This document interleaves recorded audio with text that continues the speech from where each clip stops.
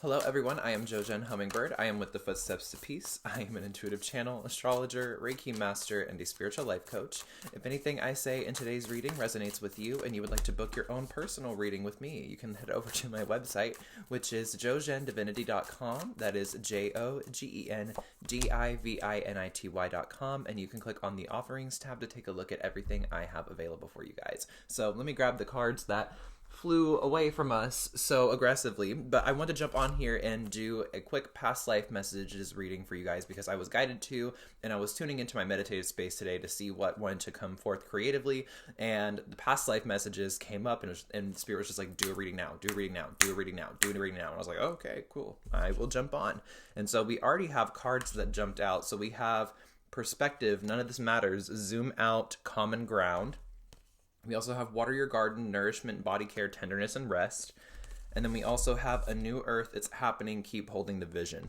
So for some of you, this feels like what the past life message that is coming through is like, okay, in your past life, what was focused on was this, the focus on taking care of the self. This feels like some of you were more spiritually inclined in a past life, and this new earth that's at the end, closer to, if we're reading this chronologically, then we go from like past more so into the future, closer to the future or the present moment for you guys right now, this current incarnation. This feels like whatever you were doing in your past life, you're continuing on in this life. You are keeping this vision, you're holding this space for whatever the new earth is to come in, whatever these new projects, these new creative expressions, these new ways of expressing consciousness, really, as opposed to it just being about what your human is here to do, but it's also about your soul's involvement in the collective consciousness, okay? And so with the water your garden, the nourishment, body care, tenderness, and rest, this feels like for some of you in the past lives, you maybe did not have the best capabilities at prioritizing whatever you were here to do at the time, or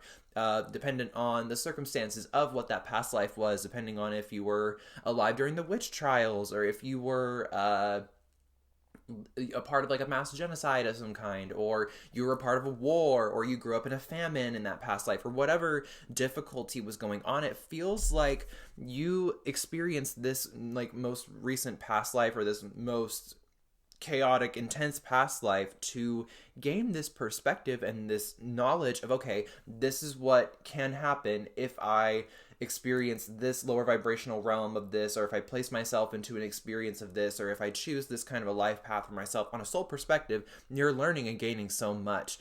Like to your human, like, not that it doesn't matter, but on the soul perspective, this is just like one little tiny blip of knowledge. This entire life, this is one like microsecond in your soul's knowledge, in your soul's existence. This like this current life that you're living and breathing and existing and touching and tasting and smelling through, this is a microsecond in comparison to the macro that is your soul, that is all of consciousness. So this feels like for some of you in your most recent past life, what your soul was trying to do was to give you perspective on kind of these darker, shittier situations of life, so that way you could learn in this life and carry it forward of how to actually take care of yourself. Because we did see the dark ages before the current paradigm. We saw the fall of mankind. We saw the fall of consciousness in the tangible plane into the shadow frequency, and into distortion, into illusions, into programs of fear, into misogyny, into patriarchy, into all these things. And this vision and this rest is like what we are all really coming back for, I mean, collectively. But this feels like specifically for this past life message, for those of you who resonate, especially with like the Salem, or the growing up in a war, or a past life in like a really dangerous place to experience life in. You experience this so you could give yourself the perspective, so you could actually know what to do going forward, instead of having to get caught in that shitty cycle again and again and again as a soul. So let's pull some tarot cards here as well to get some more specific details. As for, okay, we just had some fall onto the floor. So we have the Knight of Wands, and we also have the Three of Hearts. Wow. So in the most recent past life, this also feels like a little bit separate from this, but it does tie into these cards. These feel like another split timeline thing, yet this is also going to piggyback, so hang with me here. These tarot cards, I feel like, are pointing at the different timeline of some people in your most recent past lives. You've had to do a lot of like fending for yourself, a lot of running, a lot of I have to take action from it. Sorry about the glare on the cards. You have to take action for like, oh, I got to get out of here. I got to protect my emotions. I have to protect myself. I have to keep myself alive. I have to keep myself going. Go, go, go, go. Night energy is very fast moving, and Wands is the fastest moving suit, the fastest moving element, fire, in the tarot. And so with this Three of Hearts, this is like a lot of heartbreak. This can be betrayal. This can be self-sabotage. This can be like big catastrophic events or large, heavy amounts of trauma that someone experiences or takes on. So this definitely feels, one, this can connect to this, what we were just talking about, but this feels a little bit separate. For some of you, this feels like you dealt a lot with the woundedness of relationships. I can't help but see, like, the Knight of Wands, like, just seeing a guy on top of a horse, if you kind of, like, aren't paying attention enough with your vision, it kind of blurs together, and it looks kind of like a centaur. Or it reminds me of Sagittarius, and it reminds me of, like, also, it reminds me of Chiron, the wounded healer. Some of you could have very much so been dealing a lot with like the Chiron archetype, whether or not Chiron was heavily involved in your astrological chart in your most recent past life or in this past life energy that we're picking up on, whether or not that was actually present or not. It feels like the archetype of what Chiron represents, which is the wounded healer, it feels like that energy is very present. So some of you could have been like medicine people or healers yourself, or people who were very assisting and helpful and healing and comforting and nurturing and very talented, yet not always given that level of recognition. And it feels like in the past life that kind of broke you down or broke your heart. And so to tie into the other timeline here with the Oracle cards and both the Tarot cards, this definitely feels like if you resonate with either one of these or both at the same time, the way that they're connecting is like you guys were put through all this dark shit in the past life. You went through all these like heartbreaks and like internal battles of crossing your own boundaries, letting other people step on you, people taking advantage of you, you needing to actually give back to yourself and hold space for your visions and your needs, and taking action based off of that as opposed to focusing on the heartbreak. So I also want to pull some more tarot cards again and see what other messages. So Temperance, there's that Sagittarius energy that we were talking about earlier. So some of you could have had like a very intense past life Sagittarius energy. Some of you may have South Node or Ketu in your Sagittarius placement or your Sagittarius house, wherever that is in your birth chart in this life. Or you may even have a lot of like a stellium in Sagittarius, or a lot of just like angle points and placements there. This just feels like a lot of like very isolated energy. Not that Sagittarius represents isolation, but in the ideals of what the astrological archetypes represent in comparison to the axis that is Sagittarius Gemini. In comparison to Gemini, Sagittarius is the teacher, the philosopher, the one who will go into the cave and do the deep thinking and be free and roam off from the groups of people at certain times. Gemini is more so, I need my people. I need to be around people. I need to be around my close-knit circle. I need my close friend group or my immediate family or my siblings or my coworkers or my best friend, or I need people. I need reflection. I need mirror. Sagittarius is like, no, get the fuck away from me. Don't touch me. Don't breathe. Don't look at me. Don't perceive me. So this feels like, with the Sagittarius energy being present with all of this, this definitely feels like for some of us, you may have spent your past life in a lot of isolation. You may have spent a lot of your past life like trying to find the balance between you taking action and healing versus you assisting other people and being this healer, this energy of like the heartbreak of being stepped on by other people. Maybe you were trying to find the balance with this, and that is what is carried over into this line.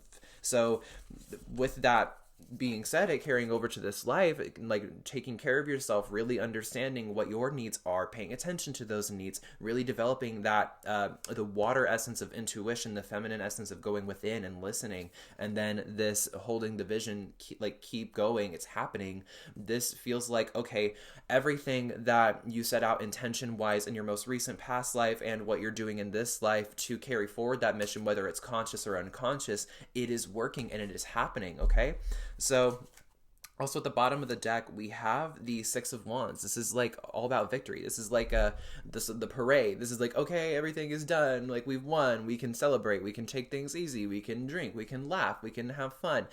You can also sort of associate with that with Four of Wands energy, but that's more like weddings, graduations, birthday parties, get-togethers, things like that. This is more so like big celebration, and let's go out into the streets and have a parade about it. Let's go, let's tell the mayor, you know, like, let's get let's get this on the news, you know. This feels like in terms of what your soul is doing in this present life, is like, oh, okay, we caught right back up and we're doing it. Okay, awesome. We are on the path. We're on the trail. We're going down it. We are making this happen, or we're not making it happen, but we're continuing it.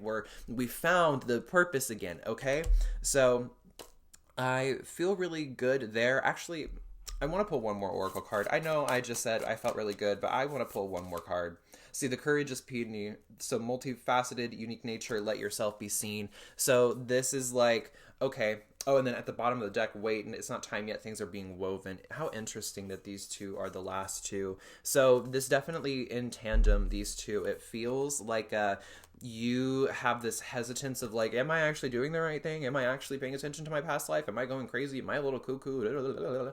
Am I like really harming myself, or am I going crazy? Am I letting people walk all over me? Am I actually in alignment with my spirituality? Am I in alignment with my mission in this lifetime? Am I paying attention to my soul? It's this questioning. It's this uncertainty. It's this I'm not sure, question. This definitely feels like a timidness, like it literally just feels like you feel like you need to wait, like you don't have everything that you need yet, or that you don't know enough, or that you aren't spiritually woke enough to understand all the terms and all the labels for what the conscious community has for spirituality, as opposed to you finding what's authentic, being multifaceted, multidimensional, being courageous in its root word, meaning to be of the heart, to be one who listens to the heart, who has the bravery to do so. So this isn't about you having the credentials. This isn't about you needing to sit in your past life karma and like sit in that shit and let it fester. This is about, okay, I'm actually doing the work that I set out to do in previous lifetimes, and I'm continuing that. Whether or not I'm consciously aware of it or not, my existence here is the continuation of that. I don't have to wait. I don't have to hold back. I don't have to be timid and shy. I don't have to keep hurting my own like self. I don't have to keep hurting my own emotions. I don't have to keep breaking my own heart based off of what I'm not doing. I can be successful just by being here. I can be multidimensional. I can be unique. I can be multifaceted. I can have so many different expressions of myself, and they can all be valid, and they can all be in alignment with my soul's purpose, okay? So that is the message that I am feeling for the past life energy that wants to come through today. So thank you guys so much for watching. If you resonated, go ahead and give this video a big thumbs up and subscribe to the Footsteps to Peace, and click that notification bell so you are notified every time we upload a new video. And then again, if you are interested in that personal reading with me, all of my information is down below in the description. So thank you guys so much for watching, and I will see you in the next one. Many blessings.